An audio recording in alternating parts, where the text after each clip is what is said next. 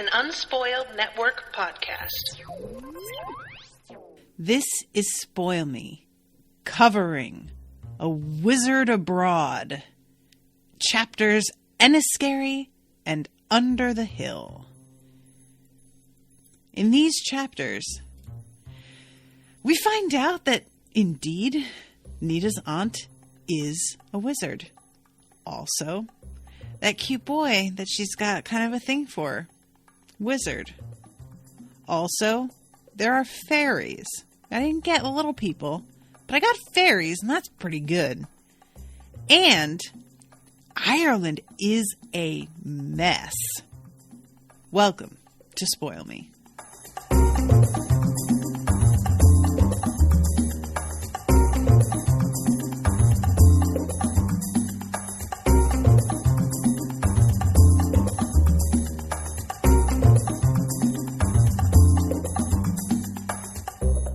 Welcome to the show, everybody. I am Natasha. Thank you very much to Tristen for commissioning this episode. I didn't realize when I finished recording yesterday that I was going to get to record on this so quickly, and I'm really glad because I actually I don't think I did this for the other books, but I got the audiobook for this one as well as the Kindle. And if you guys, are looking for good audiobooks, I don't know if it's the same narrator for all of them, but the audio narrator for this one is really, really good. I'm impressed. It's a tough thing. She's got to do the American accent for Kit and for Nita. She's got to do the Irish accents, but with varying degrees of Irishness depending on the character. Then there's a woman with a faint Scots accent that pops up. And it's a lot, and I think she manages. So, tip from me to you. I had been listening to it yesterday right before recording. That was what I did for the previous episode. And when I finished recording for the day, I really wanted to go back and continue listening. And I was like, I don't like to do that too soon. Because unlike with a TV show, where I feel like I can watch that twice and it's not like I only absorb more the second time around. A lot of times when I'm reading, it's different when you go back and reread something from the beginning, but I don't usually like to reread. I will like to read right before recording most of the time so that I'm really fresh. But then I saw that I could do it right away. And I am super into this story, guys. And it's not really like this. I feel like one could argue that others have been more creative. I mean, the previous one with Daireen in particular. But I think it's because I've gotten to know Kit and Nita well enough at this point that having them be sort of out of their element is doing it for me. I think that's what it really is that we have had them be so competent so many times that to have them still be competent at wizardry, but thrust into a particular wizarding situation that they are not familiar with and that they didn't even know could possibly occur. That is something I find really cool. So we're going to back up. Let's go to the beginning of Enniscary.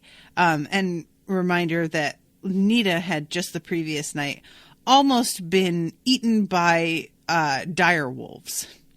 So she starts going to her manual to look through the local seniors in order to find who to talk to. And I had said in previous chapters that I would have immediately started looking through who is a wizard around here because I just had that suspicion that her aunt was one and I wanted it to pop up. But it turns out that this isn't the same as the US where you look in your wizarding manual and there's 4 wizards in the tri-state area. There are so many in Ireland that even though her aunt does turn out to be a wizard, the likelihood of her not necessarily being at the top of the list is pretty good because there's plenty to sift through. There were 4 seniors for Ireland. 1 was on retirement leave, 2 were on active assignment and hence not available for consults, and 1, the area senior, was located in a place called Castle Matrix. This impressed Nita, though not as much as it would have a couple of weeks before when she had thought that probably half the people in Ireland lived in old castles. Now she hoped her business would take her that way, but you didn't go bothering the area advisory with a problem if you weren't sure it couldn't be handled at a less central level. She therefore concentrated on the addresses of wizards in the Bray and Greyston area. There were about 40 of these, which surprised her. She had been expecting fewer. Wizards on active status usually are only about 1% of the population, though in some places it can run as high as 10. There was a problem in this part of the world. People tended not to use street numbers unless they lived in a housing estate. Sometimes they didn't even have a street. So she tells her aunt that she's going out to... she tells her, I met somebody in one of the cafes, thought I might go over that way and see if I can find them. And she's lying. Like, she's actually going over to try and find this wizard. But having met somebody is true. And it's really fun because it turns out that that is exactly who she's looking for. She just doesn't know it yet. So when she turns up at the door, who should fucking answer it but Ronan? And she's just like, wait, what? And then realizes that she inadvertently told the truth. That's a real mindfuck. And she thinks to herself, I got to be real careful what I say around here, because she seems to almost wonder if like there was some sort of magic at work in that moment as well. So she heads out, and she says that it says that she stops in order to try and spot wizardry that's happening. She wants to do a spell that sort of reveals if there is any leftover energy, and this is so funny, to get an idea of like how much the wizard is doing around here and what exactly effects they have been having. It was difficult for a wizard to spend as much as a day without doing some wizardry, the art being its own delight.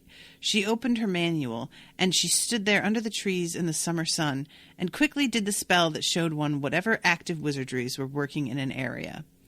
Ideally, what happened was that the world blanked out, and you were presented with a sort of schematic, points of light in a field, on which the real world was dimly overlaid. She did not get what she was expecting. Nita staggered back against one of the trees, half blinded. It was not just points of light that she was perceiving, but fields of it, whole patches of it, great tracts of residual wizardry. Guys, try saying residual wizardry 3 times fast. Residual wizardry, fuck. That had just not gone away. It's not supposed to do that, Nita thought. In theory, the traces of a wizardry were gone by at least 48 hours later. But this, it looked as if either the biggest wizardry on Earth had been done here about 2 days ago, or else, and this concerned Nita more, all the wizardries done here in the past were still here in residue. And she shuts down her spell and thinks about it, and she's like shaking. And it turns out overlaying magic over old magic that is still like having some sort of residual effect is super duper dangerous. And they can kind of like mix together and do things that you didn't intend or expect. So she's starting to realize that maybe she was working in an area with an overlay without realizing it. And she caused something to happen herself because she just didn't know that this is a problem here. All of Kilclade was covered by one big patch of residual wizardry. All of Bray was covered by another.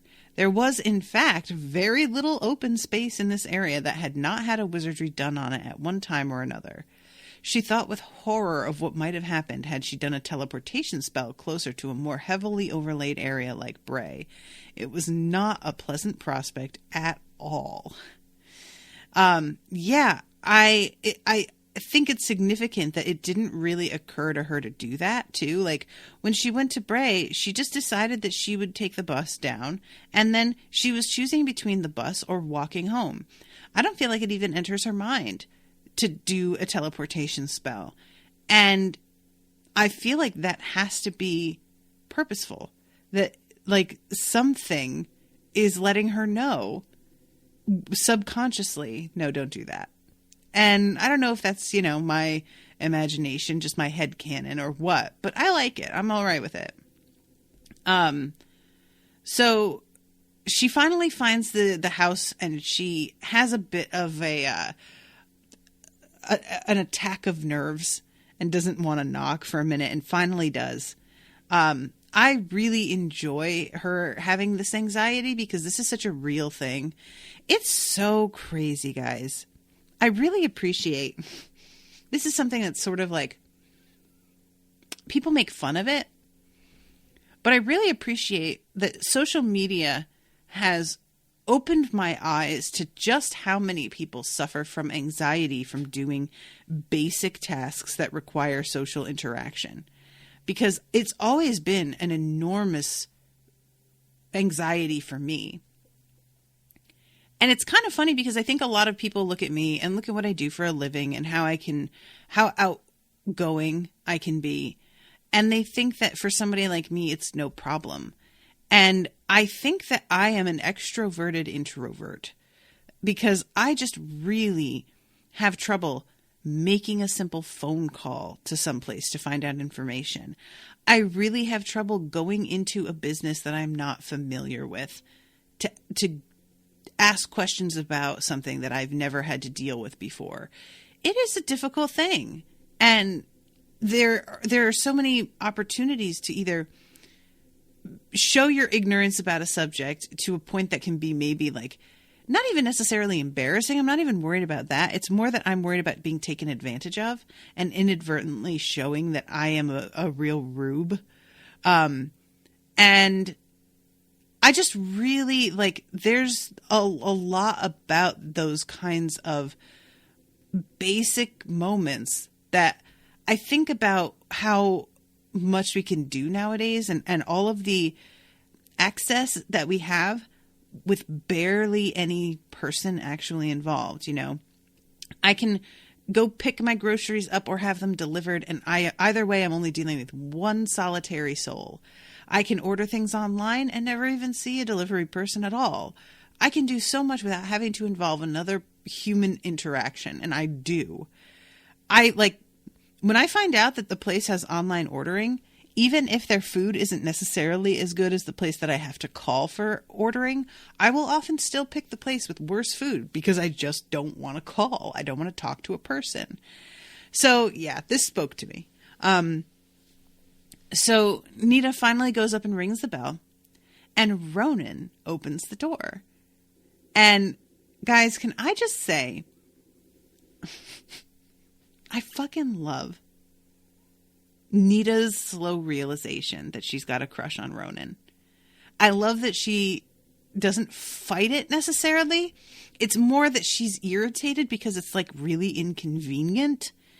But once it's like, it becomes like an unavoidable thing for her to realize that eventually, oh shit, I like this guy. And honestly, when he's introduced and he's talked about in this way that like, it's not even necessarily like flattering. He's got eyes that are really rather close together. His mouth is unnaturally wide. Despite that, there was a part of like in the back of my brain going, oh shit, totally would go for this guy though. And it wasn't based on his looks. It was just this like vibe that he was giving off. And I really love that I kind of picked up that, even though she didn't say anything outright about like, oh, how incredibly like attractive he was, or he's not even like really charming. He's just really charismatic. And that's not, I think people hear charming and they think charismatic. Those are not necessarily the same thing. Charming is something I think that you put effort into. Charming is like a construct a little bit that draws people in and is cultivated. charisma is a force that you don't really control. It's just there and sort of can dominate a room. I have been told I am very charismatic. And that is not something that's done to draw people in. It's just sort of part of the way a person is. And that's what's going on with him. And that's the thing for me. I am really drawn to big charisma because I need to be paired with somebody who can stand up to the weight of mine. I don't want to feel like I'm overshadowing somebody and like I have to shrink myself in order to make them feel better. And that was a huge part of what drew me to both Owen and Brendan. So I really was like, ooh, I'm kind of feeling this. And then when she starts to come around to realizing that as well, I was like, yeah, girl. And I like it because she's had some thoughts about Kit here and there. And it sort of like comes across to me, not as like that she has a crush on Kit. There's not really a feel of that. It's more that the two of them are beginning to notice one another and the changes happening with one another. And they aren't actually romantically interested, but they can't help. They are each attracted to the opposite sex, and they each happen to be of the opposite sex. So, and they have not got this experience. So they are aware of it. And I like that we get to see here the difference between Nita being aware of it and Nita being into it. And when she's into it, it's great because she doesn't know what the fuck to do about it. She's just like, nobody tells you about this stuff. They tell you don't get pregnant, don't get STDs. And that's kind of it. You know, like the actual how to date is something that, I mean, what do you even do? And that was my big anxiety as a kid, was that there were always like TV shows and like, you know, YA books that would have interactions between people of the opposite sex. And I say the opposite sex because in my case, that was what was relevant to me. Obviously, there are plenty of people who have attractions in all different directions. And I can only imagine how much more fucking lost you would feel, because I am catered to being heterosexual in all media and I still felt lost. So just imagine, God. But there were so many depictions of like, of dating, of first kisses and stuff that for me came from like these weird interactions that would never actually happen. Like people being left alone in ways that I did not find an opportunity to be alone with a person sometimes, or they would go on a date. And like in my school, going on dates wasn't really a thing. You'd be part of a friend group and wind up hanging out with a person enough that you eventually started seeing them, and then you'd go on dates once you were together. But there was no like first date with somebody in this formal way, the way that I would see on TV or read in books. And so I always was just like, I don't even know how this happened. Like, you know? And the answer is you just make it up. That's what everybody does. They just don't want to admit that. They want to act like there's some sort of like organized sort of system to this, and there's not. You just fucking fall into it. That's it. So anyway, she is like just realizing, it says there was something else, an odd tremor, anticipation, a shiver down her back at the sight of him scowling at her, tall and dark, that she didn't quite know what to make of. Girl. Oh, I do. There is nothing like the moment that you realize you're into a person. And it can be this exact reaction of just being like, oh, fuck. That's commonly my reaction. I met Brendan when I was engaged to somebody else and immediately was like, no, oh no, this is bad. And then when I started talking to Owen, I was still married to Brendan, got a bit of a pattern. And same thing. I was just like, fuck, I gotta stop talking to this guy. Shit. This is really bad. You get a reaction when you get a text or a notification that somebody's tweeted at you and you're like, and then you're like, oh no, it's happening. It's starting. Fuck. So she being a wizard is practically unacceptable to him. He can't cope with a Yank wizard. He's just like, how? What? And gets so like almost insulting with it. And he says at one point how, cause she says that she needs to like look in her manual. And he's like, what are you talking about, your manual? And she's like, your wizard's manual, where you get all the information and all the spells. And he's like, you have a book? Are you kidding me? He gets so mad. And it turns out that he is taught by memory and that a lot of it just pops into his head. That he'll just like wake up knowing information that he needs to know sometimes, which is wild to me.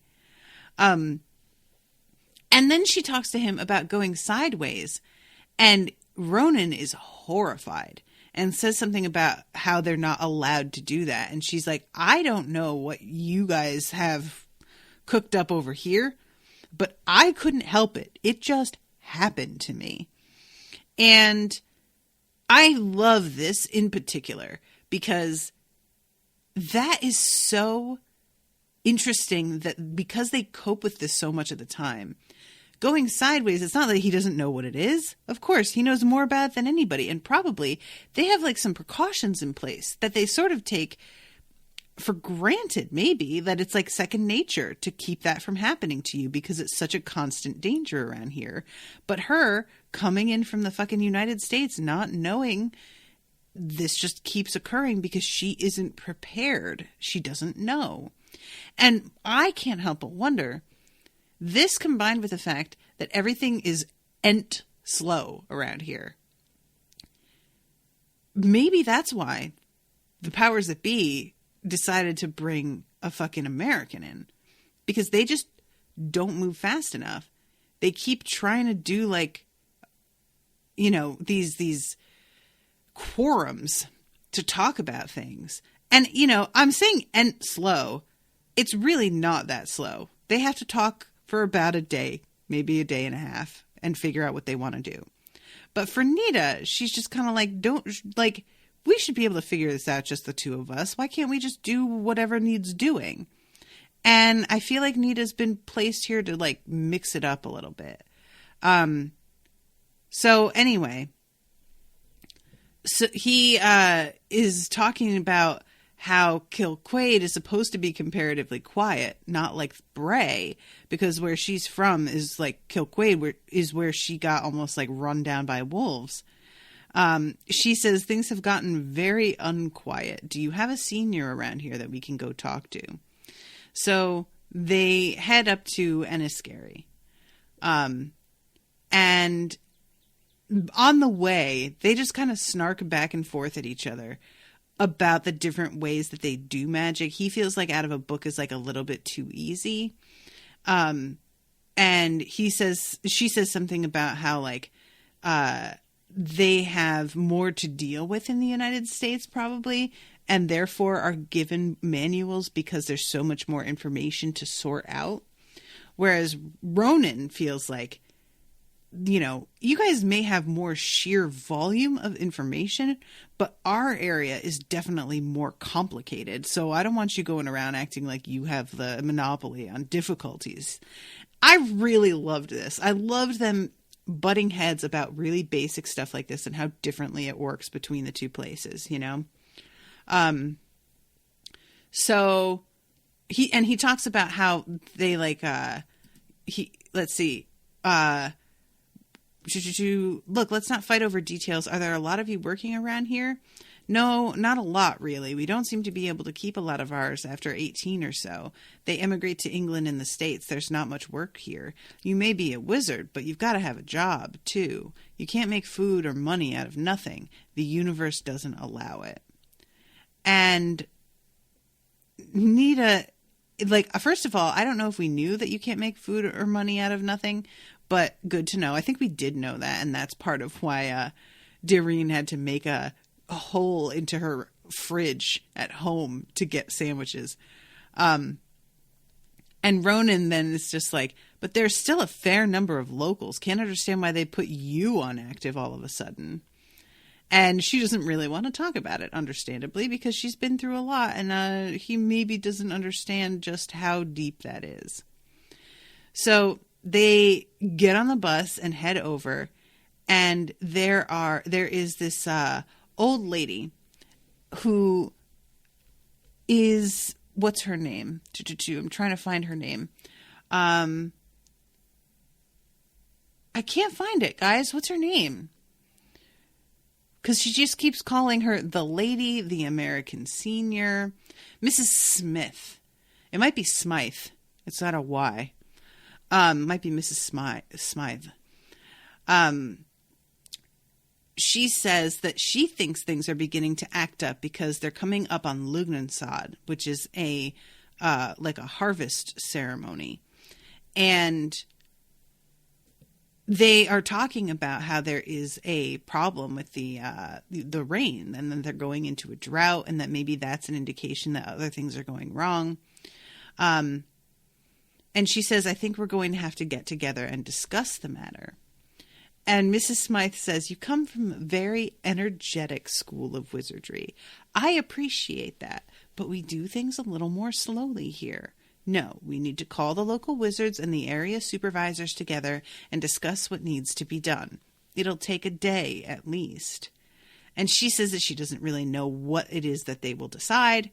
And at this point, Nita brings up about hearing about the Battle of Moitura, and that she heard about it from a cat bard, which is apparently something that Mrs. Smythe knows about. She says normally cat bards aren't born unless there's something about to change in the ruled world, the animal world, as well as the human one. And she mentioned the carrion crow, did she? Nita nodded. The Morrigan is trouble. She turns up in the old stories, sometimes as a war goddess or sometimes as three of them. It's the usual problem of the language not being adequate to describe the reality. The Morrigan is one of the powers, a much diminished one, though even the lesser powers were often mistaken for gods in the ancient times. She has become or made herself the expression of change and violence. There was a lot of that around here in the old days. But she's also the peace afterwards if people will just let it be. Carrion crow she might be, but the crows are the aftermath of the battle, nature's attempt to clean it up, not the cause of it. It's dangerous to see her, but not always bad. I love this. I am obsessed in my little private way with the Morrigan. This is like one of those beings that has all kinds of interpretations, all kinds of representations in different media. And I have considered many years trying to be the Morrigan for Halloween because it would be just such a baller, badass costume. But it's the kind of costume that I would make it huge and very overblown. And I would feel like I need to go somewhere that's having a real event to be the Morrigan. Not just go to like a friend's house for a Halloween party. There's no point.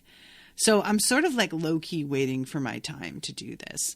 And I really am looking forward to maybe in this book getting to see a version of the Morrigan, because this author is going to be able to pull that shit off real well. I have a feeling. So yeah, I'm looking forward to it. There was a version of the Morrigan in the Iron Druid series recently who, like, sleeps with him. And it's a really, it's a violent sex act that for me felt a little bit too rapey. Like, it just felt like he was not excited about it and got hurt during it. And it was like a weird depiction of her that was, like, super sexualized and made into this, like, joke a little bit. And while in a way that can be sort of like interesting, I was just kind of like, I'm not really feeling this. It really felt like a dude wrote it. So we'll see.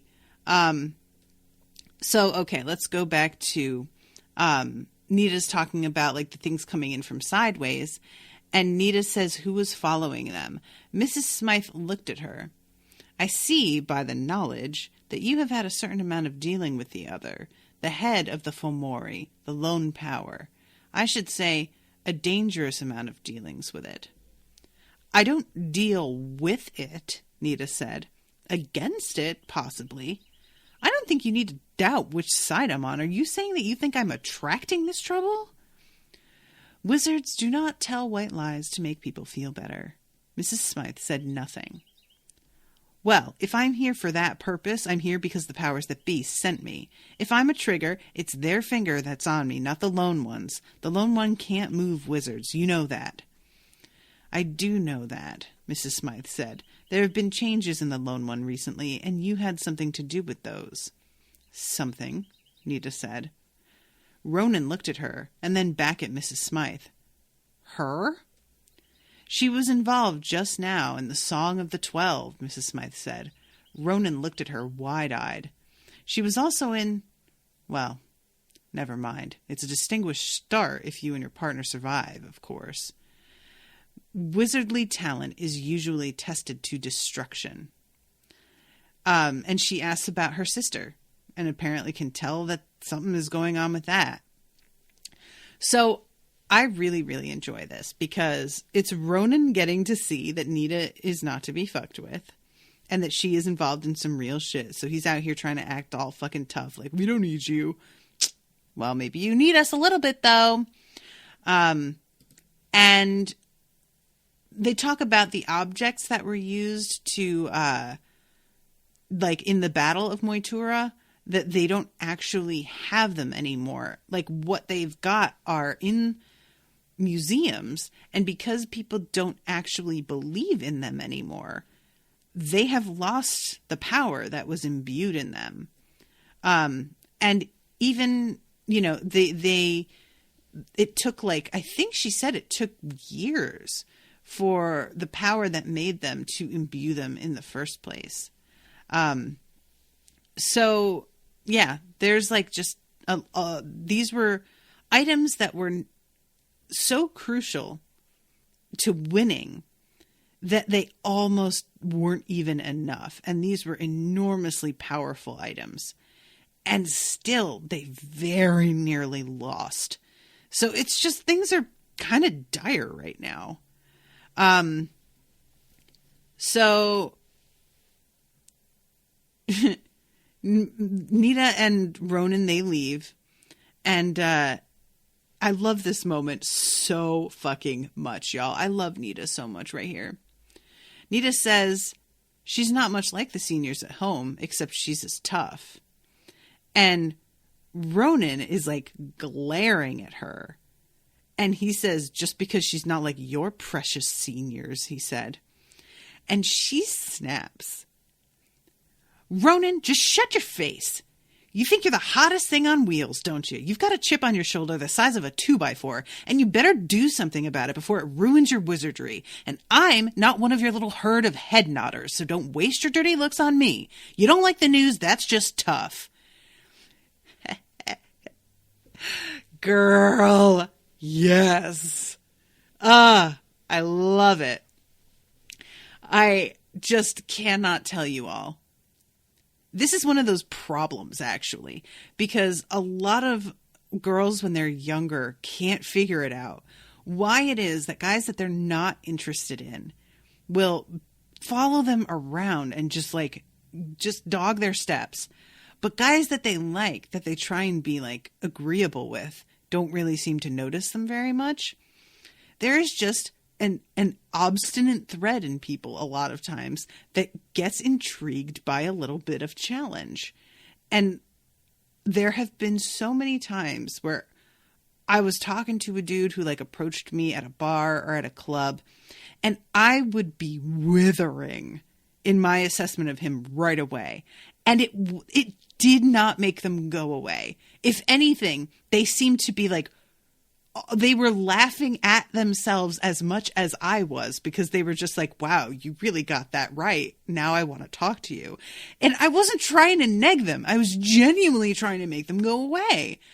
But that'll happen. And she's like being dead ass serious here. And all it's doing is making him respect her more and be like, huh, oh, all right. That's That's pretty fair. I mean, I have the same thing. Owen and I were like having a conversation. I don't remember what I said or did, but I said something that was kind of manipulative. And I didn't even quite realize I was doing it. But Owen stopped and looked at me and said, I feel like you're trying to manipulate me right now and I don't like it. And I just stopped dead and was like, oh shit. And it was just one of those moments of like, first, I was good call. I didn't even know I was doing it. So that's kind of fucked up. 2, you just straight up called me on it and I'm kind of impressed. And again, it just kind of will get somebody's attention when you get called out on shit in that way. And there's this moment. I love this. She says, I wasn't criticizing your senior as you would have discovered if you'd let me finish. Your manners need work too.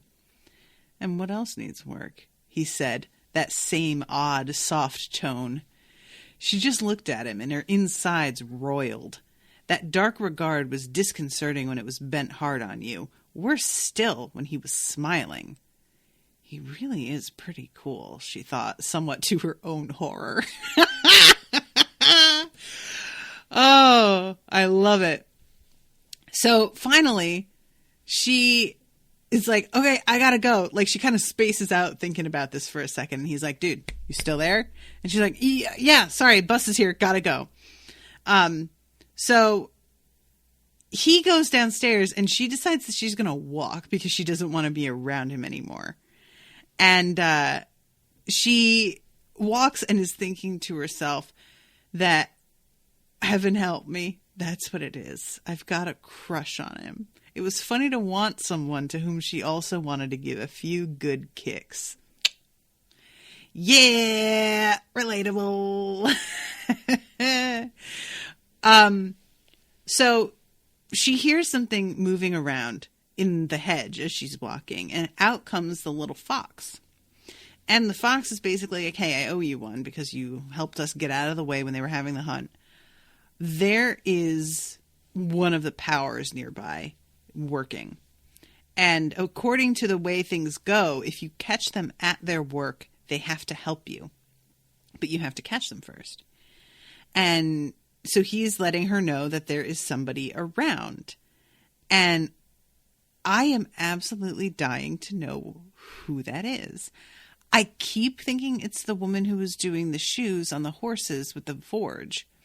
But I feel like that counts as catching them at their work, right? So it's got to be something other. It's got to be like, because you would tell, right? You could be able to tell. I don't know. I don't know what the powers that be look like. I don't know how that goes.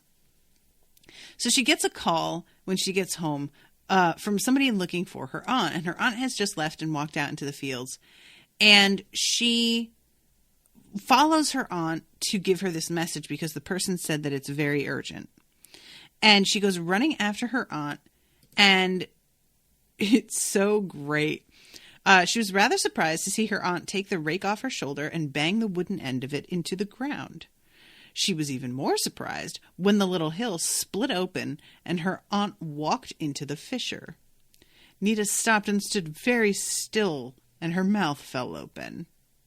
And then she remembered Tom saying to her father, well, you know, Ed, it's your side of the family the wizardry comes down from. Ah, called it. So we go into Under the Hill. I love this the most. She chases after her aunt.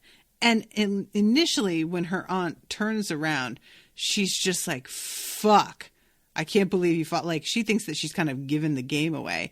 But then Nita says, what if they tell you about why they'd send me here? And then she says, oh, my God, I'm going to fucking kill Ed. Like, he should have told her. Ed doesn't know she's a wizard necessarily. Does she? I feel like Nita asks that eventually. But yeah, he couldn't tell her. What was he gonna say to her? So they're heading on. They like postpone this conversation till a little bit later, and she has. I'm gonna read this. It was not a hill. It was a city. It was like the one that Nita had seen crowning Sugarloaf, but smaller, more intimate. It could not, of course, be inside the hill. It was 2, 3, 10, 50 universes over from Nita's world. Broad streets, airy shade, the sound of running water, stone as fluidly formed as if it had been clay once, or flesh, but paused in mid-movement, possibly to move again someday. The buildings showed hints of thatched houses and old castles, and castles no human being could have imagined.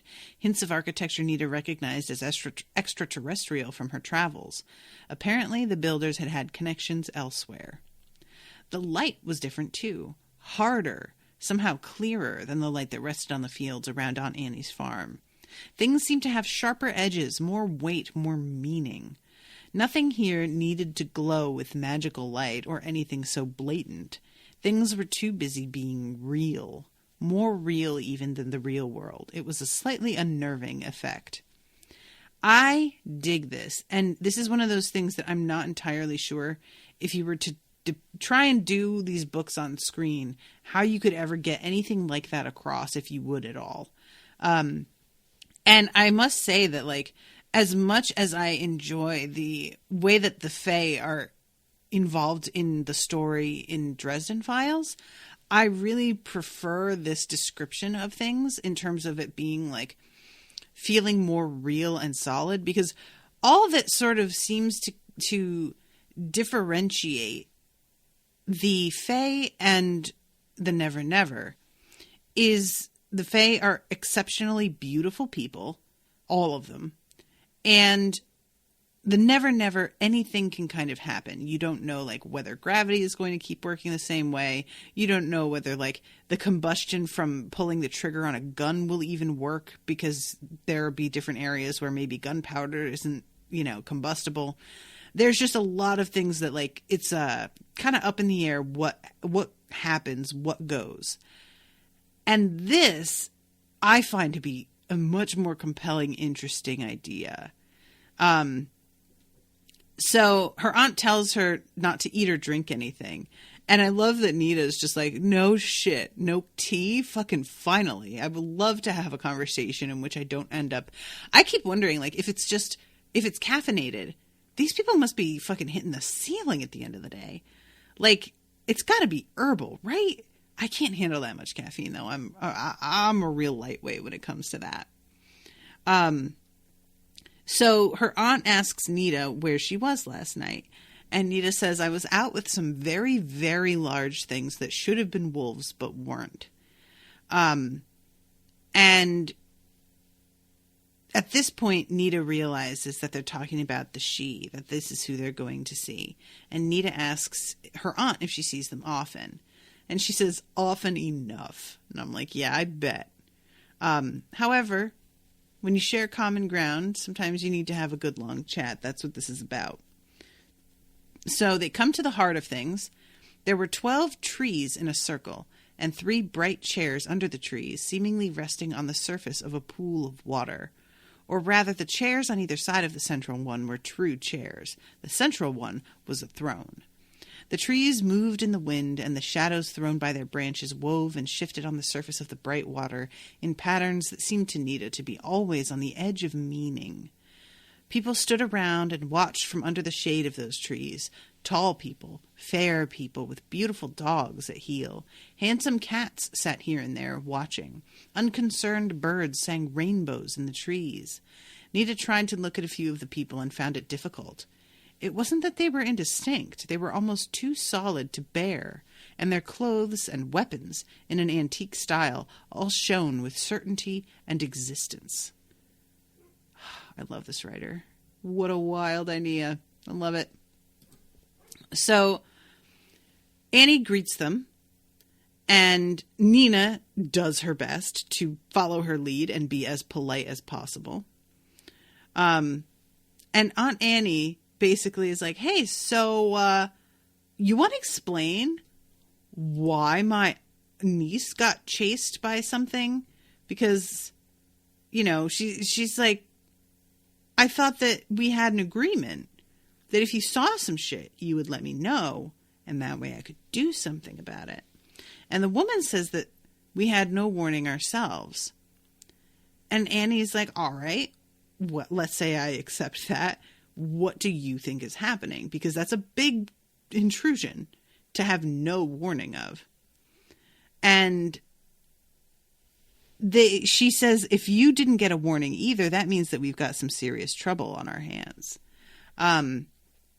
So he says, or she, I think it's still the woman talking, says, we have had a messenger at our gates, one of the Fomori. And what did this messenger say? That the old shall become new in our fields and yours. He offered us what we were offered once before, the end of your kind, once and for all. Aunt Annie said nothing. The young man, the Amadowan, looked at Nita and said, you must understand that the children of the Milesians are not looked upon with favor in some of the fifth house. To which Nita's like, oh, you mean humans are the worst? No, yeah. I know a lot of people feel that way. I feel that way sometimes. You know, what are you going to do? And he says there are those powers in this part of the world, and children of the powers fallen lower than we, who never looked kindly on human folk and would be glad to see them all dead, at their own hands or by the hands of other humans, so that old angers are inflamed and old hatreds seem to live uncannily long. And the woman says that the land remembers too well. It threw us off one after the other in its way, having been taught to do so by the lone one, and was given a memory that other lands don't have, a sense of injury. Long time we've tried to heal that, but there is no healing it now. The old angers waken again and again. Interesting. This is a really, compelling idea to me, that the land itself is just like, no, I don't think so. I don't want any of you. Fuck all y'all. To everybody. I don't know. I find that really, really, really compelling. So Aunt Annie asks, what were the Fomori threatening you with? And they said nothing concrete. They demand tribute as they've done before. We'll refuse to give it, of course. And then they will begin to strike here and there at the innocent, the ones who have no defense. And Aunt Annie's just like, yeah, so pretty much par, right? Because that's just what shitty beings do. And she says something needs to be done. I think all the wizards will now be called together. Probably there should be another meeting between us once that has happened. And Amadowan says, advise us when you figure out what's going on and what you were planning to do. We will back you as far as possible. Meantime, rain has not fallen here for too long. We seem to be losing the ability to order our world as we used to. Something outside is becoming very strong, and Lughnasadh is coming when old battles are remembered. Even with the power of the treasures, it was very close. We almost lost that time. Without the treasures, there is no saying. We need your help. And Aunt Annie says for them to keep their people inside then, because shit's going left, and she mentions how her niece went sideways without meaning to. And Nina, Amadowan turns to her and is just like, so, do you have anything that you want to say? Nina is straight up like, yeah, if y'all were so careless that I almost got eaten by wolves, I'm pretty sure you owe me a favor. And it's like a real ballsy moment, but Amadowan seems kind of impressed by it. And he leans forward and whispers a word into her ear that really kind of freaks her out. It was a word in the speech, a name, but not the kind of name mortals had. There was too much power in it and too much time. Should you need help, the Amadowan said, name that name. Thank you, Nita said. I'll do that. Meanwhile, I hope you do well and that things are quiet for you. A mortal wishes what we wish, said the Lady of the Fourth, smiling. There's a change. Thank you, said Aunt Annie. So they go back outside, and Nita's kind of like, man, being back out here, shit looks real, like, weak. It's not the same. And she turns to Aunt Annie and is like, are you okay? Because Aunt Annie is like sweating and does not look great.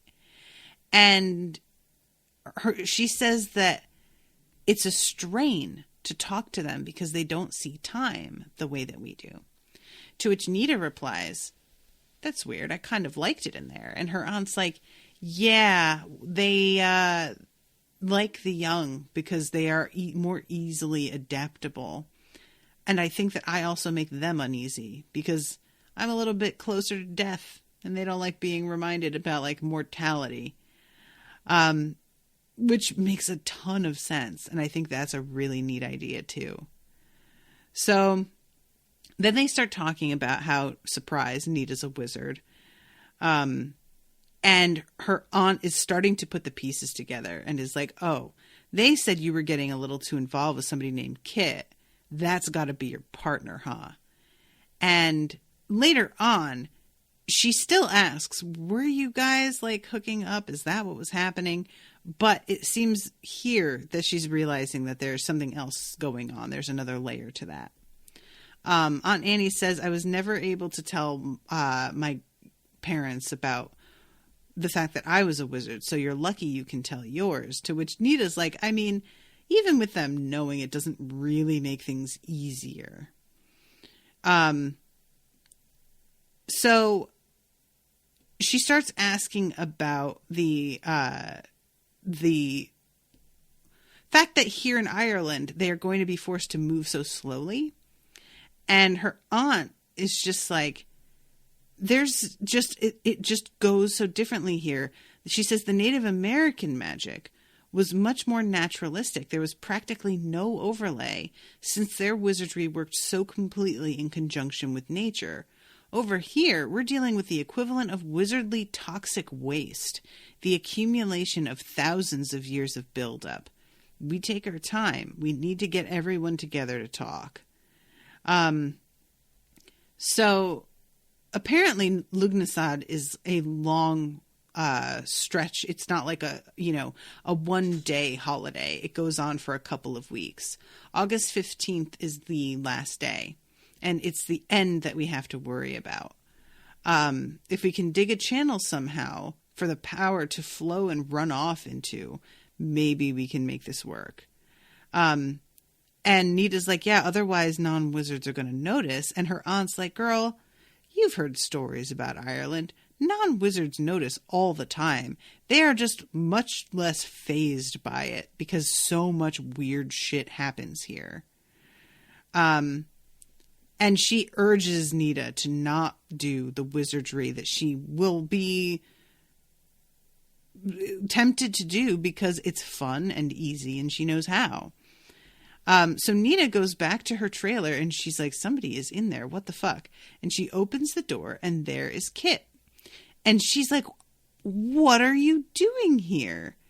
And he's like, haha, you agreed that you wouldn't come home to visit me, but I realized that I never said that I wouldn't come visit you, so I can just do that. And I am really excited about this. I'm glad that she had some time by herself without him. I'm glad that she has managed to establish some friends. I'm very curious what his reaction to Ronan will be. If he will be at all jealous, pick up on the fact that she's interested. Will it matter to him? I don't know. And she brings him to meet her aunt. And this is when her aunt is like, asking him about whether the two of them hooked up. She asks whether his parents know he's a wizard. Tula, the little kitten, winds up showing up, and that is always a delight. So she's hanging out with them. And do we go around panting at each other or something? Then he lost it and cracked up again. Well, never mind then. It's matters here that really concern me, and I've got enough on my plate at the moment. So Kit says, we've got problems, and Nita is so happy to hear him say it that way. She missed working with him, and this being like, we've got problems. She's just like, we're a team again. Yay. So Oh yeah, here it is. She says that she's going to give them a call. And Kit immediately is like, to just talk to them. Why don't they? And she has to sit up and yell, oh my God, don't. Because she can feel him starting to get a spell aligned in his head. And she has to explain to him about the overlays and everything. And he does a little like spell himself to see it. And he realizes how bad it is. And is like, holy shit. So they head out. And there's this weird like hailstorm that happens. They really, really need rain, but instead they're getting hail. They found hailstones as big as marbles lying on the road, steaming bizarrely in the bright sunshine. Real weird weather. This is fun to me. They had been taking turns riding. Sometimes Kit would ride and Nita would sit on the handlebars the other way around. At the moment, Kit was walking the bike beside Nita, looking around appreciatively. And he's just kind of impressed with how beautiful the place is. She's sort of like looking at him like, yeah, it's real nice. All of a sudden, you're all like jealous. Shut up. This sucked. You know it sucked. Stop it. And he gets distracted as they're heading in. So let's see. He looks up at this thundercloud and he says, let's get inside. They headed down the driveway in a hurry and came to the gravel yard in front of the house. Nita was heading for the front door when Kit looked around him with a sudden surprised expression. Wait a minute. What's that? What? Nita was feeling a little cross. She could feel the rain coming in the air and didn't want to stand around outside waiting for it. That, can't you feel it? Inanimate, strong. So they follow this like sense around, and it's just so different because for her, it's always things that are alive, but it's just a totally different situation for him. And he points to the forge in the back of the pickup. Turns out that this is Biddy's house. And he says, that box, what is that? And she explains that it's that portable forge. And right then, Biddy came out of the hay barn, shrugging into a windbreaker. She looked up at the sky, pausing for a moment, then headed towards the truck. Uh-oh, Kit said, looking up with a panicked expression. Nita felt the electrical potential in the air become suddenly unbearable, not just a prickling, but a pain all over her. It took Nita only a second to put up a shield spell around herself and Kit. She saw Biddy look up. She saw the lightning lance down at the truck. The breath went right out of Nita in horror, for there was simply no way she could quickly extend her shield so far. Biddy lifted her hand abruptly, and the lightning simply went elsewhere. It didn't strike anything else. It didn't miss. It just stopped and went away. There was not even a thunderclap. As Biddy stood there looking up at the sky and glanced around, she smiled very slightly and got into the truck. Now, what was that? Kit whispered. And he tells Nita, she's obviously a wizard. And she's like, is that? No, that wasn't wizardry. They can hide, but magic still feels like magic when they do it. And he says, she swatted lightning bolt away like a bug. Are you kidding me? And she says, I don't know. And I'm like, because I was thinking that it was Biddy that was the one that Fox was talking about before we even got to this part. And then when we get here, I'm like, nope, she's one of the ones. She's one of the powers. So they continue talking. They are discussing the kids that she has met. He asks if they're nice to you. And she's like, they're fine, but being real weird about it. And he says that some of the people at home are saying that he, quote, got her in trouble. They think she's been sent away because she got knocked up. Which I'm like, honestly, I might think that too. I mean, it would make sense. It's weird to be just sent away for months at a time. That was something that got done, 100 years ago when people were sent to the seashore or whatever, and they would literally spend months. That's not how things really tend to work anymore. So I would be weirded out by it. So he starts, let's see, go on home. It's your dinner time. And she's like, he says, oh shit, I forgot. And he starts looking through his book on ways that he can teleport back there without like fucking it up too badly with the overlays. And he doesn't seem, she feels, to be taking it seriously enough, the risk with that. I'm hoping that's not true. I hope that he is, and he's just like kind of messing with her. And Nita says, see you in a couple days. He nodded and grinned, and the air slammed into the place where he had been. Nita went to bed. And that is the end of the chapter. So, yeah, this is fun. I'm very, very curious about what's happening here. I'm hoping that Biddy is the one. I feel like that's got to be like some play on a name that I should know, but I didn't. I'm just, trying to think if they're, but I don't really know a lot of the names of the gods. Like I was saying last time, that considering I used to read so many of them, these aren't really ringing too many bells for me. So even if it were, I don't know that I would even pick up on that. So there won't be another episode until the 10th of March, but that's not so terribly long. So just letting you guys know, it'll be a little while, but I'm excited about it. And I hope that you guys are enjoying the coverage. Thank you again very much to Tristen for commissioning this one. And I will be seeing you all again in a few weeks with a new episode. Until then, toodaloo, motherfuckers.